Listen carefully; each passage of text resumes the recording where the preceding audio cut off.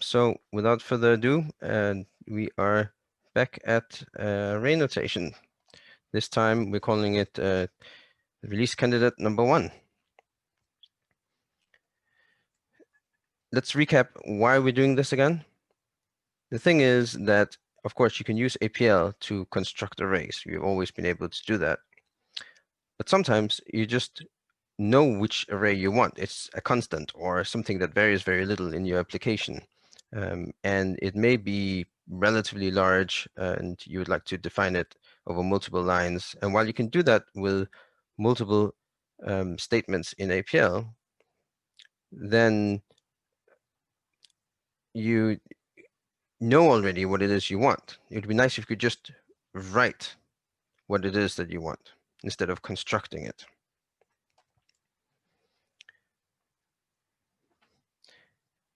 Also, by spreading your array over multiple lines, it makes it much easier to deal with the source code management software that often cannot handle individual character changes, but line by line changes.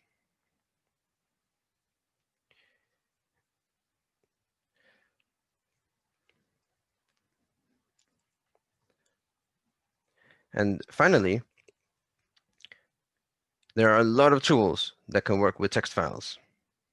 So if you keep your APL arrays in text files, that means you could potentially edit them with your favorite editor. You can transfer them in lots of different ways.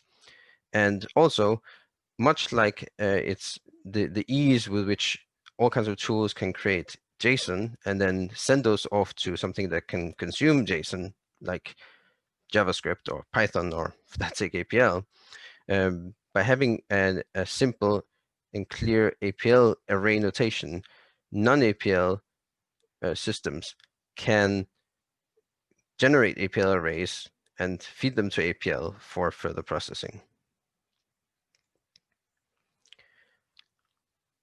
What is it that we are targeting with this notation? If you have a tiny, trivial array, I mean, even a number is an array in APL, then there's not really much point. You can just write some APL to do it. If you have a gigantic array, then you're probably better off storing it in a database or maybe even in a binary format. It could be in a component file. What we're trying to do here is address the need in the middle of the spectrum, where your array is big enough that you don't want to write code to generate it, small enough that it can probably fit on your screen or so, and you know what it is that you want. Also, to many, it comes as a surprise that though APL is an array language, we don't actually have a way to write a high rank array. We can write vectors, but we have to construct or derive a higher rank array like matrices. And so here we're adding a notation where you're able to actually write the array you're talking about, especially useful in, say, teaching, where you haven't gotten to the primitives you need to construct this array, but you still want to say what happens when you have a higher rank array and apply functions to it. And finally, while you can use strand notation to create various levels of nesting, it quickly gets unwieldy and it often ends up with a very long code line. So by being able to express this over multiple lines and still get the vectors of that, take any array of arrays, you're able to form the code in a more manageable way. Release candidate 1, what is that about? It actually has quite a long history by now, as Morten has mentioned previously. Started with Phil's presentation in Sicily. And we've gotten through a lot of iterations and a lot of considerations with this. I'm not going to go over those details, but at the end, I will let you know where you can find that history. So now with this, we believe that we have a set of rules and we have a notation that is a viable path. And unless something radical happens, then our roadmap consists of formally describing all of this, letting the community know, that's you guys, and Hopefully, we'll get positive feedback. If everything goes well, then probably in like version 20.0 or so, we'll have a native implementation of the array notation. That means it becomes a core integrated part of the language, indistinguishable from everything else in the language. However, that's then. You can use the array notation right now. And so 2 main places where you can find the array notation in use. The first one is LINQ. If you haven't heard about it yet, then go look it up. It's very important. The second one is Acre, which is this management system for projects. And both of them allow you to store arrays in text files, and they will use this notation to do so. Let's have a look at some examples of that. So in Acre, it's quite easy to get started. You download a workspace, which you just load in order to install Acre, and there you go, you've got Acre installed. We can start with a clear workspace, setting up a variable, and that will be a constant as part of our application. Then we create a project, root of the workspace, and the project lives in this particular directory. Then we tell Acre that I want this variable to be part of my application. And then we can look in that directory, and we find that in the APL source subdirectory, we have now a file corresponding to our array. It's a text file. Here you can see the array notation in action. And Acre has a little trick up its sleeve as well. It has something called edit array, where it allows you to edit arrays not using an array editor, but rather transforming the array to the array notation, then opening an editor on that text, allowing you to transform the text to whatever you want, and then you will attempt to redefine an array based on that source. Moving on to LINQ. LINQ comes already installed in the APL system, so there's no setup there. We can start off right away, actually using the same source that Acre created. Here is not a project. We're just dealing with the source directly, and LINQ will create a synchronization, hence LINQ, between the workspace and any particular directory. And so here we say that any change happening in the directory or in the workspace should be reflected on the other side. As soon as we do that, our variable is visible by us. And LINQ comes with various tools it uses internally in order to write these arrays out to file and read them back again. And you can play around with those. These will change name in the future. In fact, already in version 19, that they're moving to a different location, and eventually they're probably going to go away because this will become an integrated part of the language. But until then, you can experiment with it, see what the array notation looks like, write your own array notation, and let it evaluate that. We can also start the other way. Here, we are defining a vector of character vectors, which is some array notation. And then we have deserialize, which takes that source and generates the array for you. And then there's a little hack that we have added. And I should stress that this is not something you want to use in your production code. But there's a problem if you try to define the source of an array as character vectors. Then if you have any character data inside, you'll have to double your quotes. And that can become quite unwieldy. And of course, you can't easily spread this over multiple lines either. So what this operator does, it doesn't really use its argument. Rather, it uses the operator. And so because inside braces is a function that doesn't get evaluated until it gets run, we can use that as a container for whatever we want. APL will not complain about syntax errors until we try to run it, which we want. And so it looks up the source of that operand and extracts the array notation from there and evaluates that. And this actually allows you to use it inside a larger function over multiple lines, as long as you just enclose your array notation in braces. So here's an example. Make a function. We fill in a lot of lines of array notation, and you can see it's colored red because the interpreter says that's not proper APL yet. And then we apply this, and we fix it, and now we can run the function, and we get the array out. And then you can experiment it with this way. Again, this is also going to change name, and it's not something you want to use in your production code, but it's really neat to be able to see what are the possibilities with using a 2D layout of your code and actually have it run.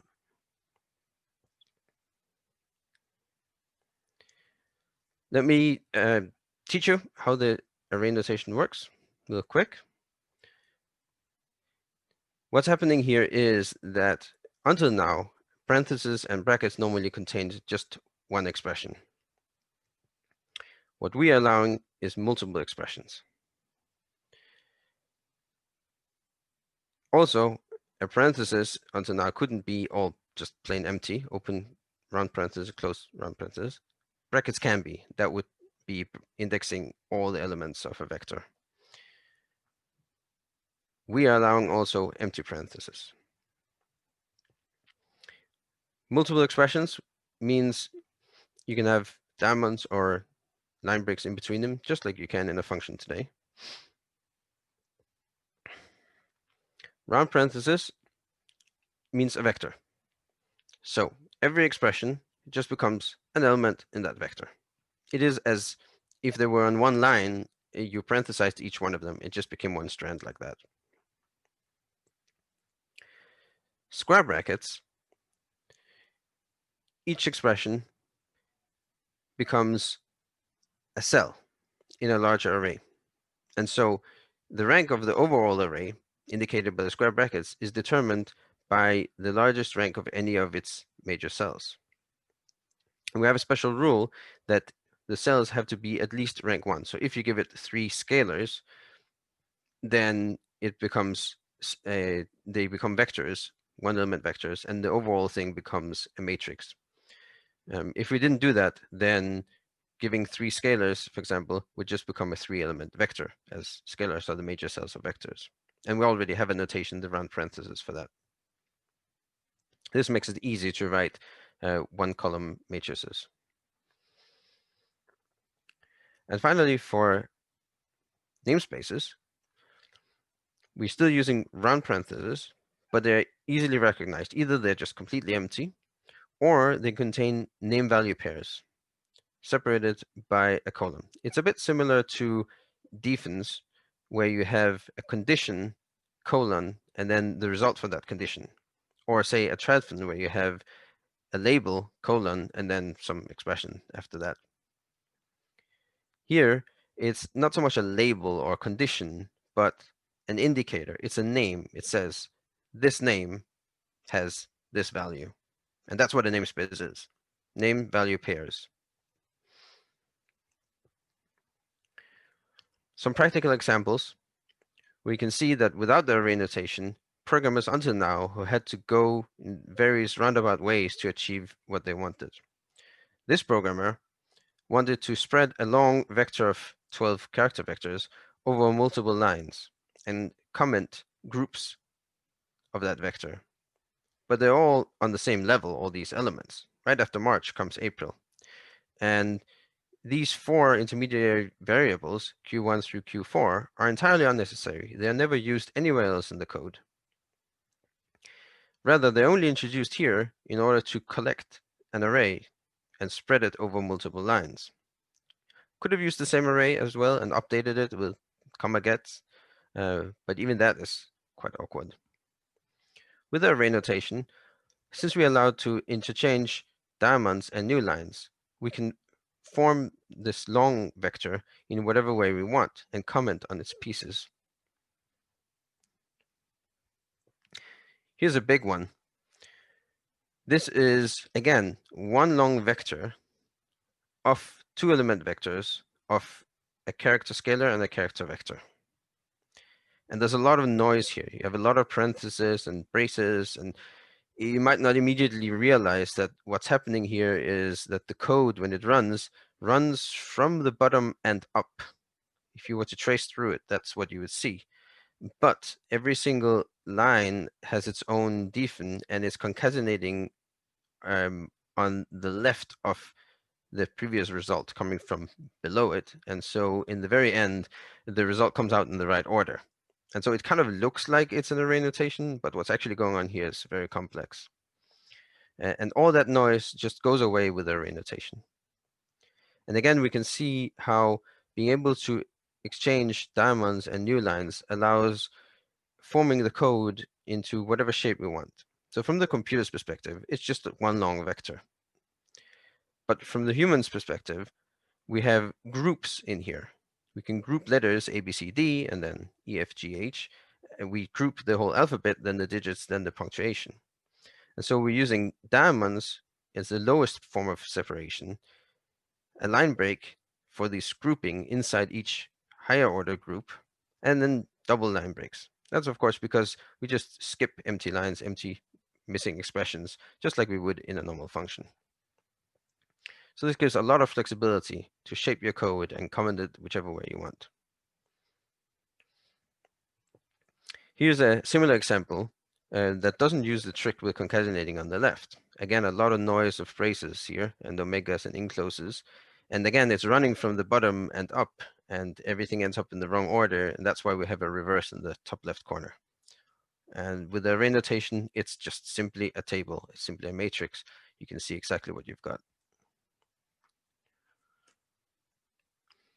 This is the traditional way. We want a matrix, so we start off by initializing the matrix as a one-row matrix. And then we add more rows to that as we go along. And it's always feels to me a bit silly that I have to say how many columns this has when it's plain obvious that I've got 2 columns because there's 2 elements here. But it's only in order to get a matrix. Another trick sometimes used is to do a transpose of the comma bar, but it also seems a bit excessive to start moving things around like this when all you wanted to do was, well, write an array.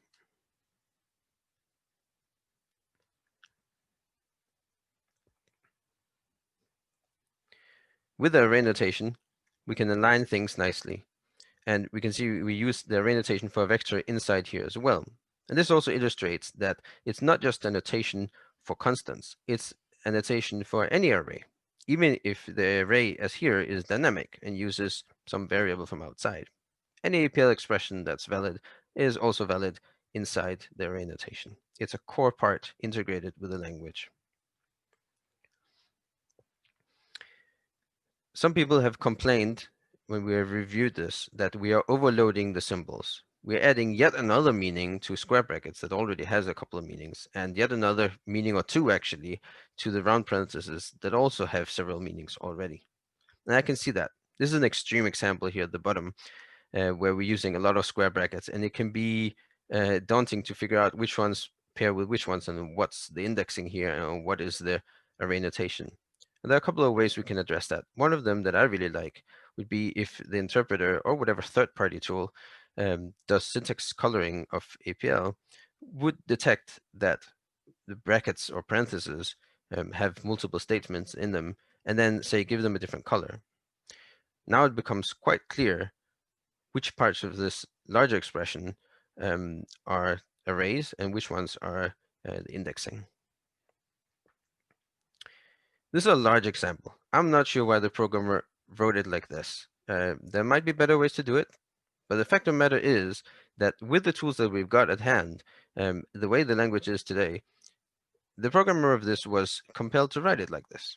And it's not immediately obvious that this is a table. There's a bit of an indication here when it says SettingsTable gets 05 reshape, quote, quote, but that's not even really the right type. It should really be nested array.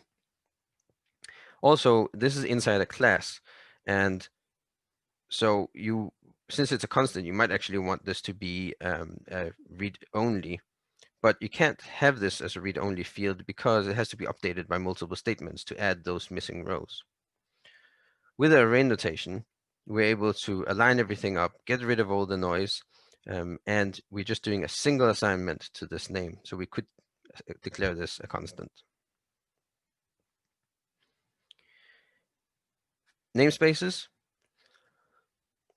I won't show you the existing code for it. It's quite complex, and I've simplified matters a bit for this example. But the gist of it here is, again, you can see names and values paired up. And some of the values themselves are using the array notation. We have a long vector of of character vectors that's written vertically, and we also got a 2-column matrix. For simple, small namespaces, then you can write it inline like this. You don't have to first create a namespace and then take that and assign something to it. And so it becomes quite clear, all the noise goes away.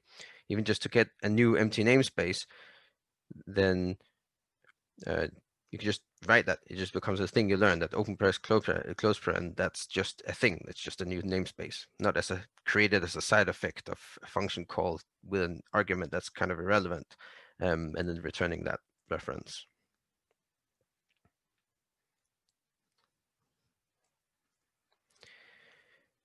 As promised in the schedule, prizes. Now we have gotten a lot better at generating array notation, and also at handling the array notation coming in. However, there are still some things that are problematic. Here are some examples of things that come out nicely. A lot of things we have also special cased arrays that tend to come up, structures that come up a lot, and this works quite nicely. However, there are other examples that, while they have improved over time, especially lately, so if you get the latest version, they will come out better. Still, there are some problems that could be addressed, whether it is uneven spacing, aligning things vertically, redundant parentheses. And so, while we reserve the time to the right to judge it, you can have a look at the code if you're interested in this, and if you can come up with a substantial improvement or ideas how to improve it, then we will reward you for doing so.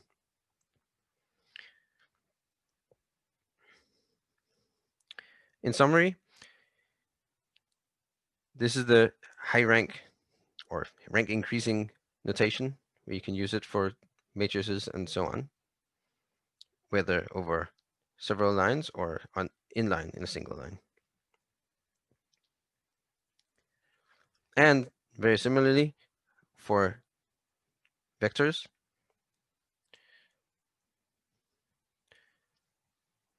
And finally, for namespaces. And here you can see that in order to achieve the same effect as the array notation, the APL code you would currently have to write to isolate all the pieces is actually quite involved. And you can just imagine that by a bigger example, it would be even more complex and more complicated to put things together. So this is really where we're gaining the most in being able to write clearly what we mean. So that's all. This is the summary of that. As I promised earlier, about the history and where we got there, we are going to publish various things about the considerations that we made coming up with this notation and why we made the choices that we made. There are a lot of things that we've gone over, a lot of possibilities that we've considered, some of them adopted and some of them discarded. And we will be in the future publishing, whether it's going to be blog posts or maybe adding to the APL Wiki article. We'll be addressing that.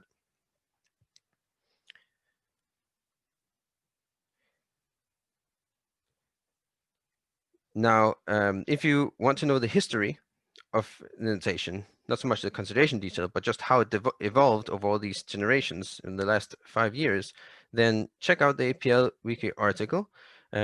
It has a quite thorough listing of the history there. And if you have any questions for me now, then I will be happy to take them. I will start off with the question that we've got already. Jeff is asking whether we will be able to use as names name value pairs in a namespace, for example, quad.io and quad.fr.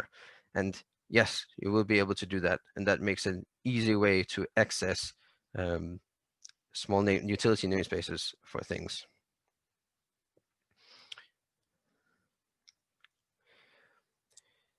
Stefano is asking whether there are special scoping rules for the expressions in namespaces. Yes, there are special scoping for it. It's too much detail to go into here.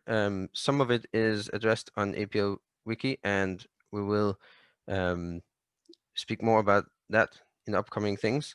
But the idea, in short, is that the array, the notation for the namespaces is evaluated in the surrounding namespace.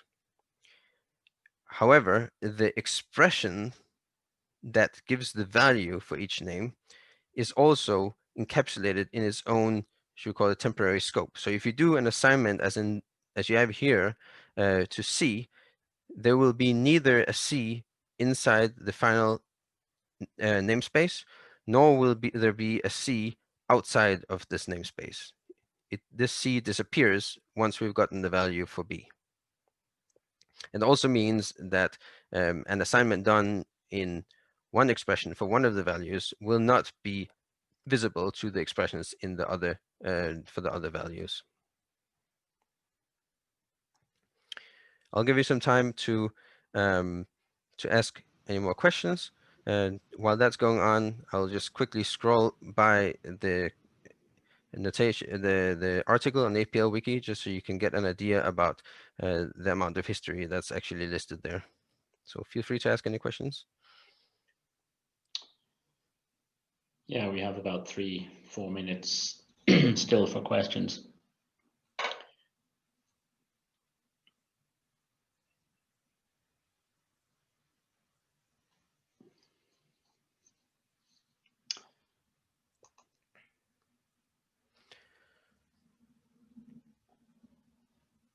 Right.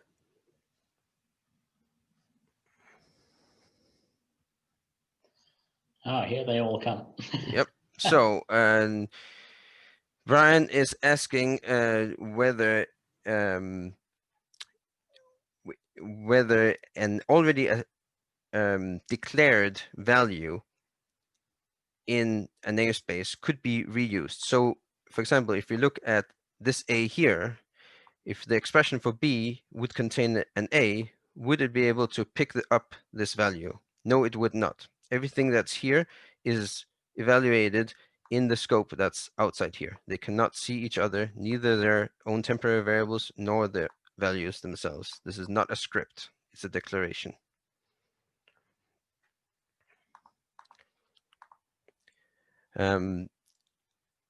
Stephen Mansour is asking if the array notation will allow multi-line input and scripting. Once it is an integral part of the language, then yes, you will be able to use multi-line array notation anywhere that you can use, for example, a multi-line defn.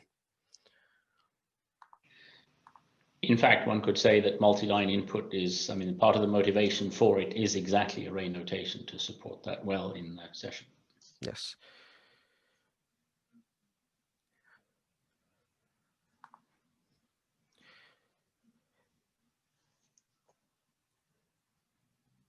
Shuao is asking if we have right-left value in scoping, and I don't understand what that means. So if you can elaborate, I would appreciate that.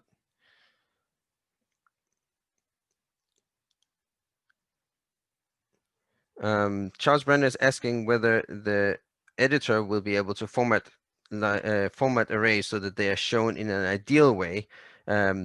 Probably not in an ideal way, but think about the auto format that we already have for, say, nested defns. We can do some things, at least. It might not be what you want, but also to answer another question that was asked earlier is whether white space will be preserved so that you can align things. Once you switch to using APL code stored in text files, then already now your code's alignments and formatting and so on. So for example, if you write 1,000,000 as 1E6 will be preserved the way you type it, and that applies to the array notation as well.